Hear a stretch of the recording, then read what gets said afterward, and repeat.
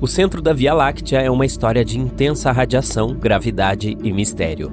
Um lugar onde as forças da natureza são empurradas até seus limites. Mas e se nosso próprio planeta se encontrasse neste teatro cósmico? O que aconteceria se a Terra fosse localizada ali e de alguma forma conseguisse sobreviver? Vamos começar essa viagem ao coração da nossa galáxia e descobrir.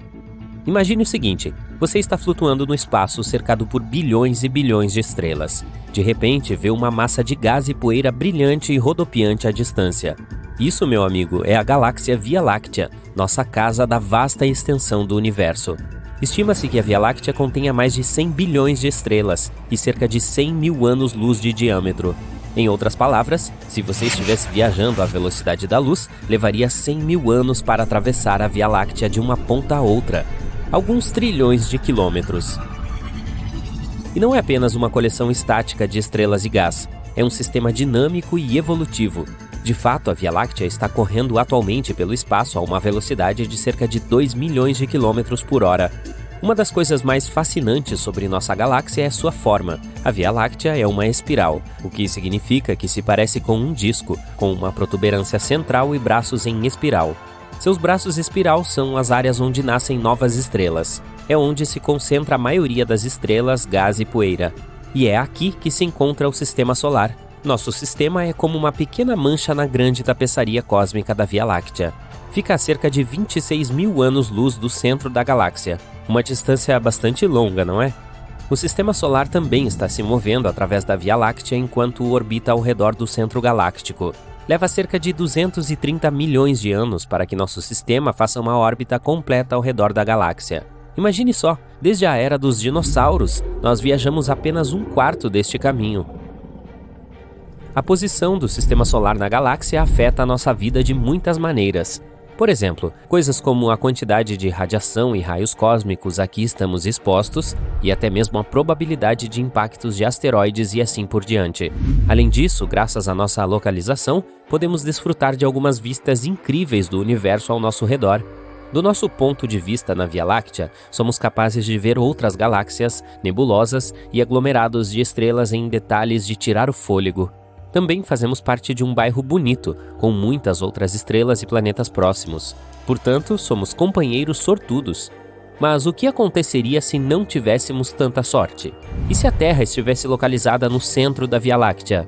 Esse é o lar de uma região do espaço chamada Bojo Central, que está repleta de estrelas. É como uma bola de discoteca, mas ao invés de espelhos brilhantes, ela está coberta de estrelas. Só que esta bola de discoteca é realmente enorme, com cerca de 10 mil anos-luz de diâmetro. O centro da Via Láctea é também o lar de alguns ambientes extremos que fariam até mesmo o astronauta mais corajoso tremer. Partículas de alta energia e campos magnéticos intensos podem causar estragos na eletrônica e nas naves espaciais. Campos intensos de radiação podem fritar qualquer coisa em seu caminho. Portanto, não é exatamente um lugar amigável para a vida como a conhecemos. Então, se a Terra estivesse localizada em algum lugar mais próximo do centro da galáxia, seria um lugar muito diferente. Vamos dar uma olhada em alguns dos efeitos potenciais. Antes de mais nada, a radiação. Como mencionamos anteriormente, o centro da Via Láctea é uma das regiões mais densas de radiação da galáxia. Isso tornaria a vida na Terra muito desafiadora, se não impossível. Claro, temos o campo magnético da Terra. É como um escudo gigante que nos protege da radiação nociva do espaço sideral. Mas poderia nos proteger se estivéssemos localizados no centro da Via Láctea? Infelizmente, a resposta é não. É como tentar usar um pequeno guarda-chuva para se proteger de uma grande tempestade. Então, seria uma vitória fácil para a galáxia. Mas nem tudo é tristeza e desgraça. Há alguns organismos corajosos que são capazes de se adaptar a altos níveis de radiação.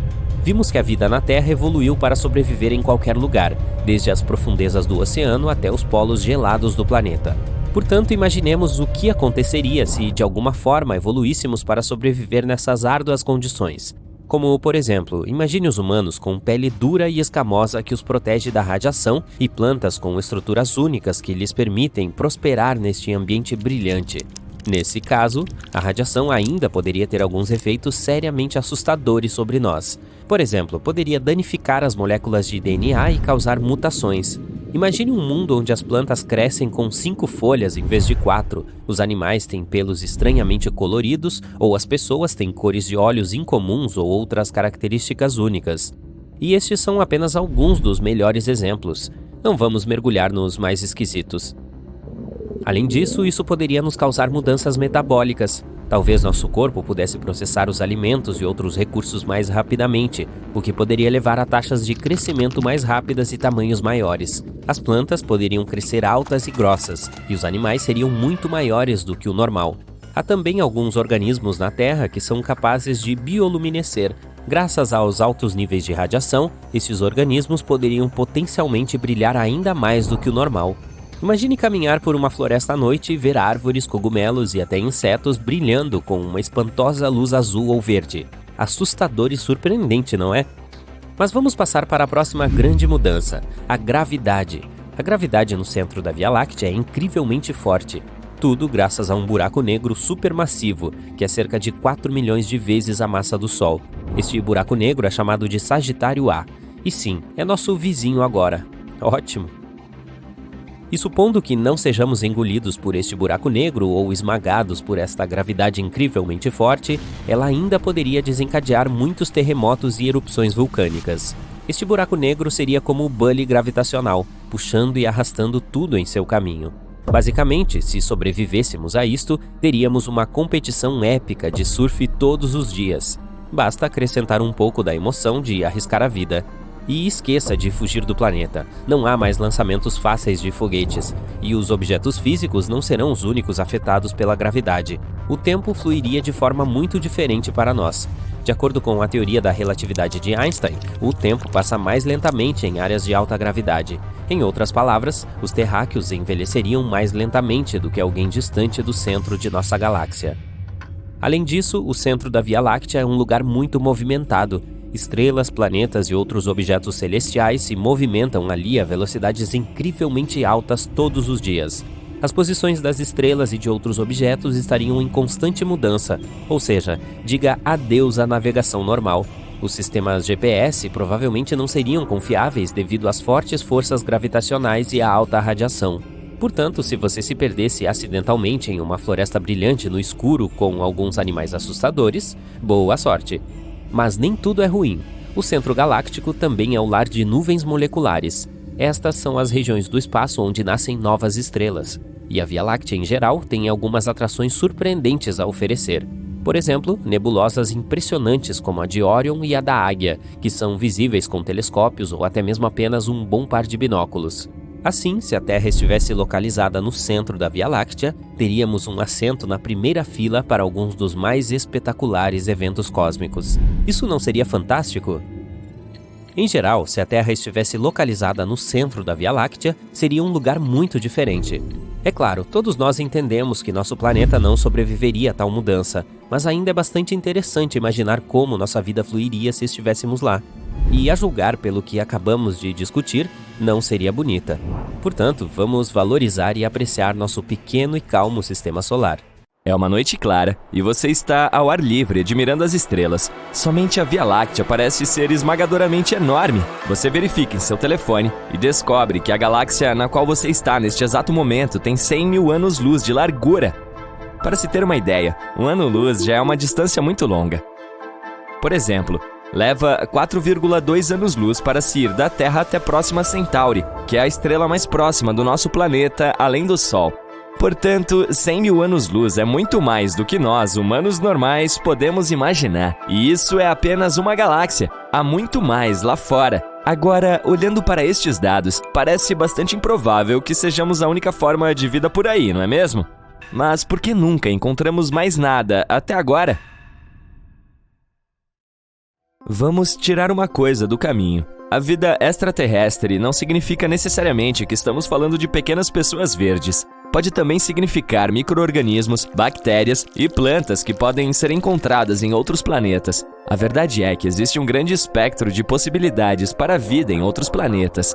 E levando em consideração que existem até 50 bilhões de planetas na Via Láctea, é muito improvável que estejamos sozinhos neste grande universo. E como é a vida em outros planetas? Isto é o que passamos anos tentando descobrir. Vá em frente, pense comigo.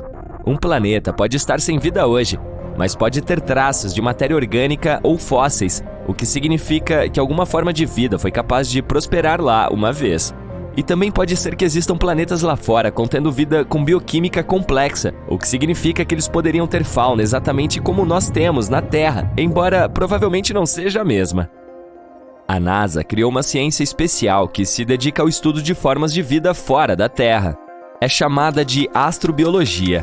Desde que a Agência Espacial foi criada em 1958, não demorou muito para que ela começasse a procurar por vida extraterrestre. Eles rapidamente construíram um plano de ação. Primeiro, era preciso entender como a vida na Terra foi formada e, segundo, como ela poderia ter se formado em outros planetas. A primeira vez que a NASA tentou procurar por vida no espaço sideral foi em 1976. O módulo de aterrissagem Viking explodiu no espaço, em direção a Marte. Havia grandes expectativas de que a humanidade encontraria a primeira prova de vida extraterrestre. Infelizmente, o módulo de aterrissagem voltou com imagens de um planeta que parecia estéril e sombrio, e os cientistas ficaram extremamente desapontados. As conclusões científicas sobre se a vida poderia ser detectada ali eram confusas. Mas ei, você precisa saber o que está procurando para encontrá-lo, certo? O fracasso da missão Viking serviu para aquecer os debates entre os cientistas da NASA, para definir o que realmente significava a vida, e também serviu para chamar sua atenção para um pequeno, mas muito importante detalhe. As naves espaciais que partem da Terra geralmente transportam micro-organismos terrestres e bactérias involuntariamente, uma vez que elas permanecem presas ao veículo. Descobriu-se que estas bactérias poderiam contaminar as amostras dos cientistas, então isso precisava ser considerado. Tudo isso fez com que as expedições a Marte tomassem um rumo inverso nos planos de curto prazo da NASA. Surgiu uma nova questão prioritária. Primeira pergunta: quais são os tipos e estágios de vida que os programas espaciais podem esperar identificar? Os cientistas podem ter encontrado vida em outros planetas, mas não terem sido capazes de identificá-la como vida. É por isso que a NASA começou a estudar melhor nosso próprio planeta. Eles estudaram tudo, desde formas de vida antigas que viveram bilhões de anos atrás, até criaturas vivas que perambulam pelo planeta hoje. Eles entenderam que a busca precisava acontecer tanto interna quanto externamente. Vamos dar uma olhada no desenvolvimento da vida da Terra desde o seu princípio. Imagine que este desenvolvimento pode ser representado como uma escada, e cada estágio de desenvolvimento é um voo da escadaria maior.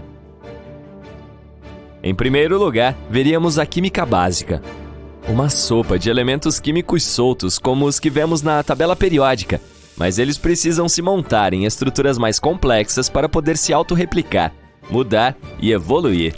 Isto aconteceria no segundo passo, onde começaríamos a ver a formação de organismos microscópicos. No terceiro passo, estas células se combinariam para se tornarem seres multicelulares, permitindo maior complexidade e variedade. Na etapa acima, veríamos espécies que podem evoluir grandes cérebros, permitindo o uso de ferramentas, cultura e conhecimento compartilhado. É aí que se localiza a humanidade. Olhando para essa escada, pode se perguntar: então, o que é necessário para que um organismo multicelular evolua em seres humanos plenamente formados? Isto é o que é chamado de o grande filtro. É um enorme salto evolutivo que exige muito esforço e as condições ambientais perfeitas para que aconteça. E dado que não ouvimos falar de nenhuma outra civilização extraterrestre por aí, talvez sejamos os únicos capazes de fazer este salto. Afinal de contas, qual é a probabilidade de encontrarmos vida fora da Terra que seja semelhante à nossa? Isso depende de quantos planetas existem lá fora na zona habitável de sua estrela, a área ao redor de uma estrela onde a água pode ser líquida. E como as estrelas vêm em todos os tamanhos e configurações, esta zona é diferente para cada sistema estelar. Mas esse não é o único critério que conhecemos para a existência da vida. Normalmente procuramos 3 coisas para detectar a vida: água líquida, metano e oxigênio. A água é o que permite a mistura e a conexão de componentes químicos, formando seres multicelulares. O metano é produzido pelo processo de decomposição feito por bactérias e o oxigênio é o subproduto da respiração das plantas. Estes são alguns dos sinais indicadores que o telescópio James Webb foi programado para procurar. Esse telescópio tem objetivos ambiciosos que podem revolucionar a ciência espacial. Suas principais prioridades são detectar formas de vida através do estudo de pequenas galáxias orbitando a Via Láctea. Ele também procurará as estrelas mais antigas do universo, tentando coletar dados sobre a origem do próprio universo. Isso é impressionante! A NASA está apostando em duas variáveis com esse novo telescópio. Uma varredura completa nos chamados exoplanetas, também conhecidos como planetas de fora de nosso sistema solar, e a busca por extremófilos, um tipo de vida que ama ambientes extremos. Os extremófilos foram descobertos pela primeira vez no planeta Terra nos anos 60, no fundo do mar, perto das Ilhas Galápagos. Os cientistas encontraram micro-organismos que vivem ao lado de respiradouros hidrotermais que pontilham o fundo do mar sobre essa parte do mundo. Crescer em lugares como estes, com temperaturas extremas acima de 370 graus Celsius, exige muita resistência. Quero dizer, você consegue imaginar o calor? Esta descoberta foi um ponto de virada para o campo da astrobiologia, pois os cientistas entenderam que a vida poderia sobreviver em condições extremamente severas, semelhantes à atmosfera disponível em vários exoplanetas. Mas, ei, a vida pode aparecer em nosso próprio bairro se tivermos sorte. Guiada pelo mantra "Siga a água", a NASA está lançando duas importantes missões dentro do nosso sistema solar que podem contribuir em grande parte para a busca de vida extraterrestre. Você se lembra de Júpiter, certo? É o gigante de gás que tem uma lua conhecida como Europa. Há alguns anos, os cientistas descobriram que Europa tinha um oceano escondido atrás de camadas de crosta gelada. E há ainda mais. De acordo com pesquisas, a água na Europa é salgada, muito parecida com a que temos em nosso planeta. Europa é um grande candidato à detecção da vida, mas a missão Europa Clipper não tem como objetivo tentar identificar isso. Ao contrário, ela orbitará a Lua e reunirá o máximo de informações sobre suas condições atmosféricas. A outra missão ligada à Lua é a Dragonfly, um quadricóptero que explorará a Lua de Saturno, Titã. O lançamento está programado para 2027 e só chegará à órbita de Titã por volta de 2034. Ela irá amostrar e examinar uma série de locais promissores ao redor da Lua gelada de Saturno e, quem sabe, encontrar algumas novas informações sobre a vida extraterrestre. Vamos ver o que acontece, mas eu diria que nunca estivemos mais perto de uma grande descoberta do que estamos agora. Estamos viajando pelo espaço à velocidade da luz. A rota da Terra até o Sol nessa velocidade é de apenas 8 minutos, mas levaríamos cerca de 35 anos para chegar ao nosso destino, o que, por sinal, ainda é muito rápido. Em comparação, um foguete convencional levaria cerca de 600 mil anos para fazer essa viagem. E aqui estamos nós. É um sistema estelar incrivelmente muito semelhante ao nosso, e nossos cientistas suspeitam que a vida poderia existir aqui, assim como na Terra. Uma anã vermelha, 30% do tamanho e peso do Sol, fica no coração desse sistema solar, mas estes são os planetas que orbitam a estrela que mais nos interessam. O primeiro deles é L9859b. Seu tamanho está em algum lugar entre a Terra e Marte, mas é muito leve. Tem apenas metade da massa de Vênus. No entanto, a vida é impossível nesse planeta rochoso. Ele fica muito próximo da estrela e é tão quente que você queimaria um bolo se tentasse assá-lo em sua superfície. É cerca de 100 graus acima da temperatura do seu forno. O planeta faz um círculo completo em torno de sua estrela hospedeira em apenas 2 dias, em comparação com os 365 da Terra.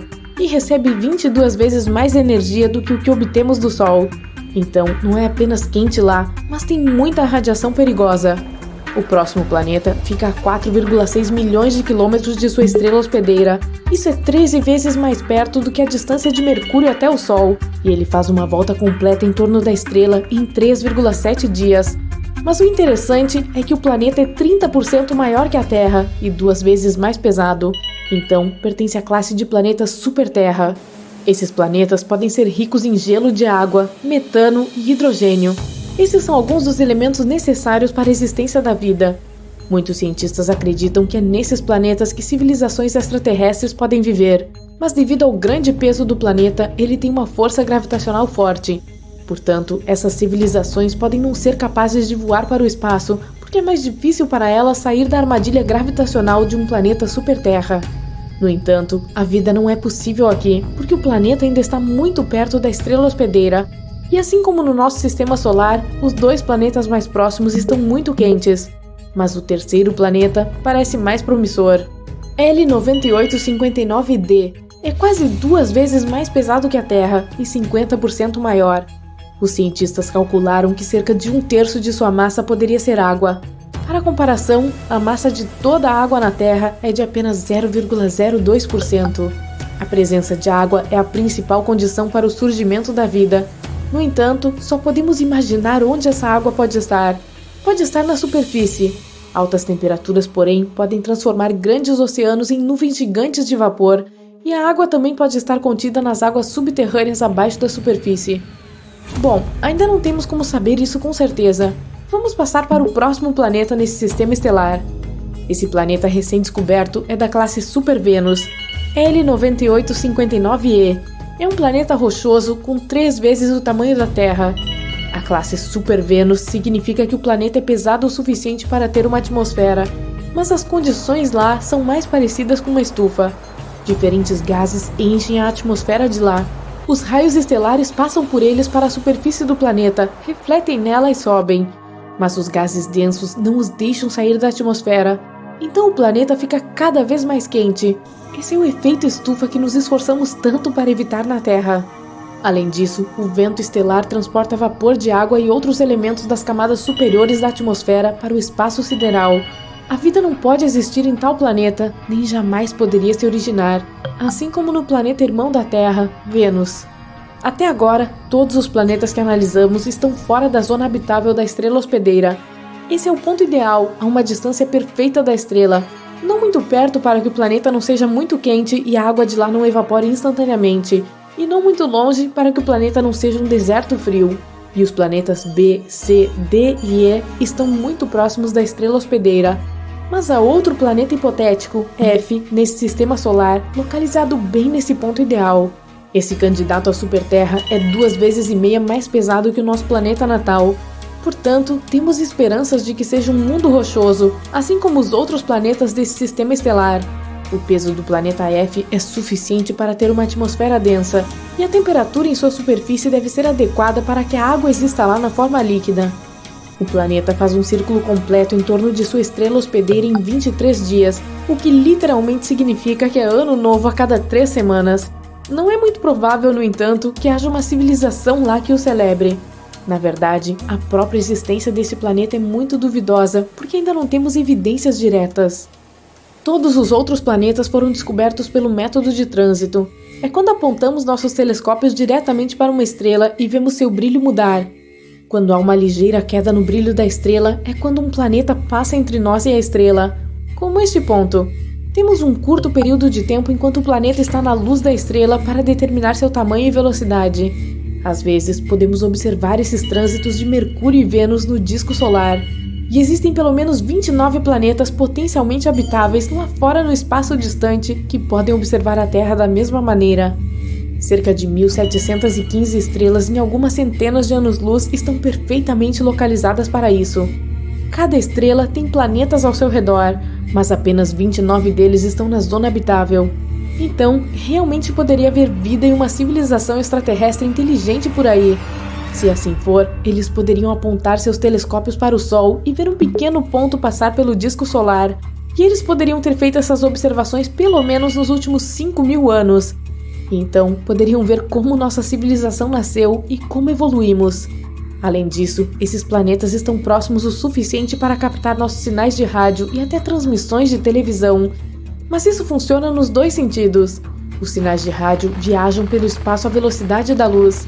Dominamos essa tecnologia há cerca de 100 anos. Então, se realmente houver uma civilização lá fora em algum lugar, também pegaríamos o seu sinal.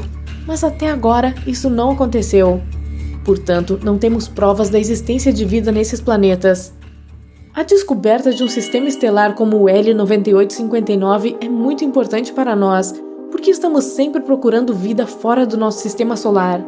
E os planetas da classe Super-Terra são ainda mais adequados para a origem da vida do que o próprio planeta Terra.